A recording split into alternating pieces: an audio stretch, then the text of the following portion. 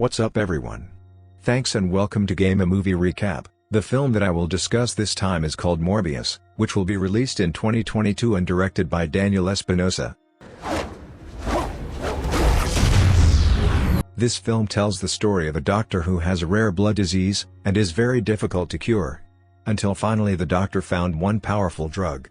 But unfortunately, the drug made the doctor turn into a deadly vampire. And what's the next story? Instead of being curious, let's look at the storyline. The film opens with a helicopter flying over the jungles of Costa Rica. The helicopter then landed right in front of a cave, which looks completely untouched by humans. A team of scientists led by Dr. Michael Morbius, then prepared all the equipment. Apparently Michael is about to catch bats, which he thinks could be used as a cure for a rare blood disease he has been suffering from for a long time. Michael lured the bat by tearing his own palm. When the blood started dripping, the bats immediately flew towards Michael, and attacked the other scientists. The scene shifts to 25 years earlier, in Greek land to be precise, where young Michael is being treated in a hospital, due to a rare blood disease. At that time, Dr. Emil Nicholas brought in a new patient named Lucian who had the same disease as Michael. Michael then welcomes Lucian as Milo, because the last patient in Michael's room was named Milo who had just died yesterday. While Milo and Michael were chatting about the differences in betadine, suddenly Milo's blood pump machine broke down. Michael, who has above-average intelligence, immediately repairs the machine with only a spring in the pen.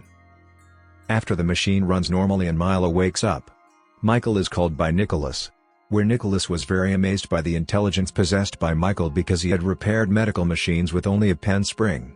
Nicholas then asked Michael to go to school in New York for Michael's future. Michael also agrees but with the condition that Nicholas has to care for Milo until he grows up. Before leaving for New York, Michael sends Milo a farewell letter. When Milo read his letter, the letter was blown by the wind and out of the window.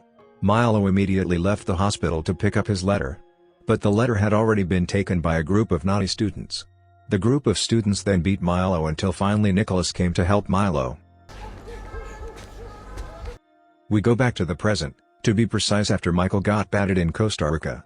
Michael is now the smartest doctor in the world, and he often gets awards including the Nobel Peace Prize from the Swedish monarchy. Unfortunately Michael refused the award, preferring to continue his profession as a pharmacist in a hospital. Michael takes care of a young girl named Anna who has the same disease as Michael, which is a rare blood disease. Michael does not work alone, he is always accompanied by his girlfriend who is also a doctor named Martine Bancroft. Dr. Morbius is in trouble. After Anna's room, Michael and Martine went to the laboratory to continue their project of making drugs or serum for blood diseases. Michael talks to Martin about Milo who is now a generous man. But his illness has not yet healed. Michael then started making serum by mixing bat blood he caught with human blood. According to Michael, bat blood has the advantage that it is believed to be able to cure blood diseases. After the serum was finished, Michael tested it by injecting the serum into a white rat. But unfortunately, the trial failed because the mouse died. Moments later, Michael gets news that Anna is having a seizure. Michael immediately went to see Anna and injected him with a sedative to prevent a stroke. After Anna started to get better, Martin and Michael looked over at the lab and found that the white mice were alive again. This means that the serum that Michael made has worked. Because Michael did not have large funds to develop the serum, he went to see Milo who is currently being treated by Dr. Nicholas. We miss you at Horizon. Michael and Milo then take a walk downtown, then chat in the park to discuss Michael's findings. Michael tells Milo that he managed to find a cure for blood disease. He asked Milo to rent out a ship that would later be used as a human testing site because Michael knew that his actions were very illegal. Milo finally agrees to fund Michael. Long story short, Michael and Martin arrived on a cargo ship that was sailing in international waters. Michael also hires mercenaries just in case something goes wrong. Martin started injecting the serum into Michael's body, then tied him to a chair. When the serum starts to work properly, one of the mercenaries arrives, and asks where Dr. Michael is. Martin pointed it out, but it turned out that Michael was gone. Martin and the mercenaries were confused. Then they entered the lab and found Michael crawling on the roofs. Michael directly attacked the mercenaries with great brutality. It has transfer speed and has sharp claws. The mercenaries then arrived to attack Michael. But Michael, who has now become a monster, attacks them first and also sucks their blood until it runs out. Fall back! Fall back!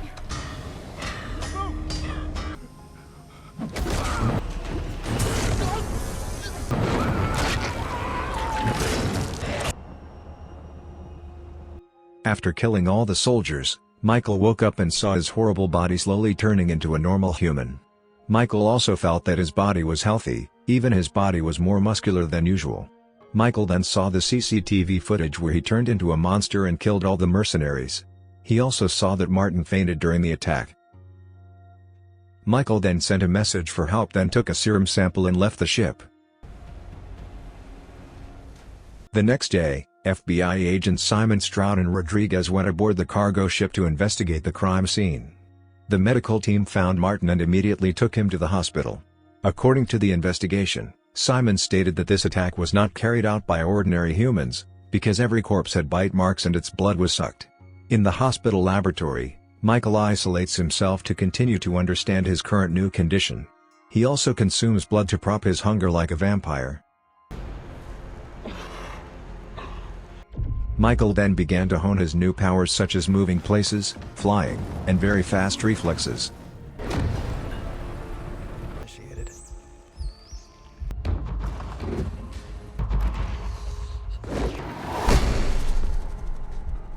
Michael then enters the bat enclosure where the bat assumes Michael as its leader.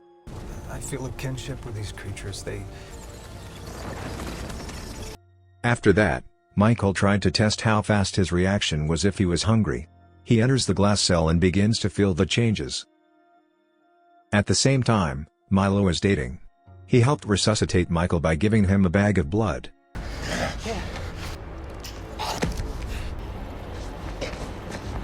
After Michael wakes up, Milo realizes that Michael's artificial serum has helped him recover from a blood disease. Milo begs Michael to give him the serum. But Michael refuses, knowing the dire consequences. Milo finally left with a sad feeling. Elsewhere, Simon and his partner visit the now recovered Martin. Simon shows some photos of the bodies on the cargo ship and suspects that Michael's doctor is involved in this murder. As a girlfriend, Martin was reluctant to tell Simon about this. Let's go. At the same time, a nurse who was on guard was suddenly terrorized by a vampire. The vampire sucked the nurse's blood until she couldn't move.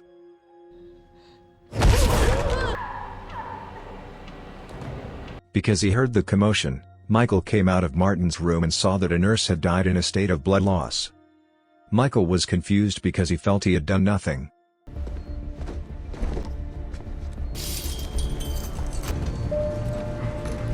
When Michael was about to leave the hospital, he was confronted by Simon and Rodriguez.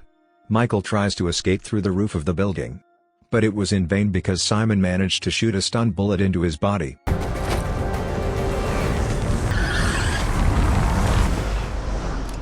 Enough. Michael is then taken to a detention center for questioning. Michael admits that he attacked the mercenaries on the cargo ship. But he did not kill the nurse at the hospital. When Michael was put in the cell, he was visited by Milo carrying a bag of blood. After Milo leaves, Michael finds Milo's wand left in his cell. Michael also realized that Milo had taken the vampire serum from his laboratory. Knowing that Milo would do anything arbitrary, Michael turned into a vampire and then tried to get out of the cell.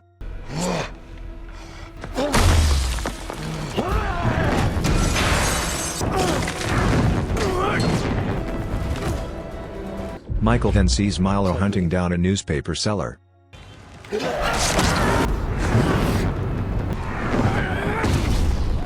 After the two meet, Milo tries to convince Michael to join him. Of course, Michael refused and promised to find an antidote.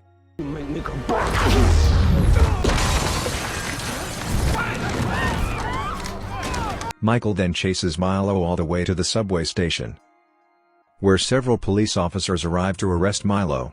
But that didn't work, because Milo is not just an ordinary human.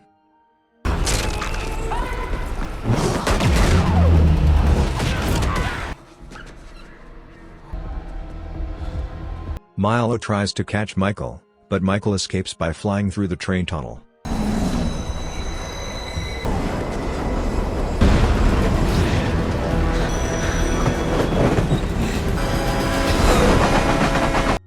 The next day, Martin has now recovered and is living his days as usual. Martin then meets with Michael, where Michael asks Martin's help to defeat Milo, who is now a vampire. But before that, Michael plans to make an antidote serum to cancel vampirism, which might result in death. Over there. Check it again. Michael then goes to follow a drug dealer who has a laboratory. Upon arriving at the laboratory, Michael drives them away by breaking the man's arm. Oh, shit! Oh, fuck out! Who the hell are you, man? Me? While on the other hand, Milo goes to a nightclub to have fun. There Milo is harassed by 3 men, but Milo doesn't respond directly for fear that his identity will be revealed. When the 3 men leave the club, Milo immediately kills them by sucking their blood. In the morning, Simon and the rest of the FBI team investigate the case of the murders of 3 men last night. They then borrow the CCTV footage belonging to the building next to the club. In the recording, it can be seen that the culprit is not Michael Morbius, but Milo. Simon also spread this through the news by putting on the faces of Michael and Milo. The news was seen by Nicholas, who without thinking went straight to Milo. Are brought to justice. Upon meeting, Nicholas talks to Milo about his transformation into a vampire. Nicholas also promised to find the antidote serum. But Milo refuses and berates Nicholas for loving Michael more than he does. Milo then attacks Nicholas and leaves him just like that.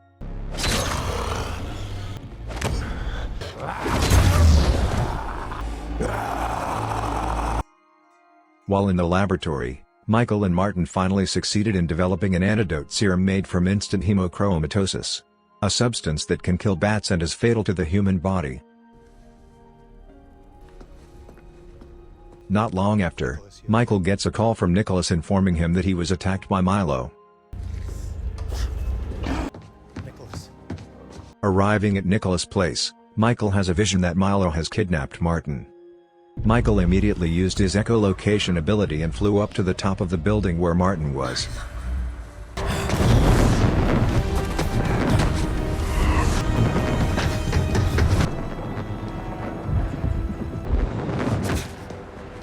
Michael discovers that Martin is badly injured. When Martin was unconscious, Milo appeared, insinuating that Michael was weak. Michael immediately sucks Martin's blood, then fights Milo. That's the spirit.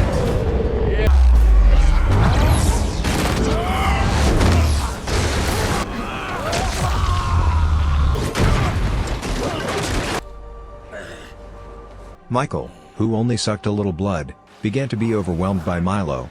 He was finally weak and helpless because he was crushed by the rubble of the building. In this position, Michael took out his ability to communicate with the bats in the city. A few moments later, tens of thousands of bats came towards Michael, and healed all the wounds on Michael's body. Milo then took a sharp iron and was about to stab it into Michael's body. But Michael first injects the antidote serum into Milo's body, which in the end Milo dies.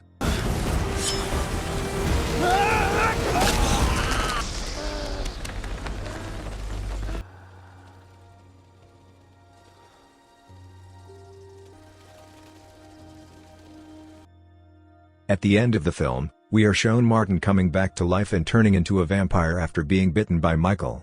In the post-credits scene, we are shown the multiverse cracking done by Doctor Strange in the Spider-Man movie, No Way Home.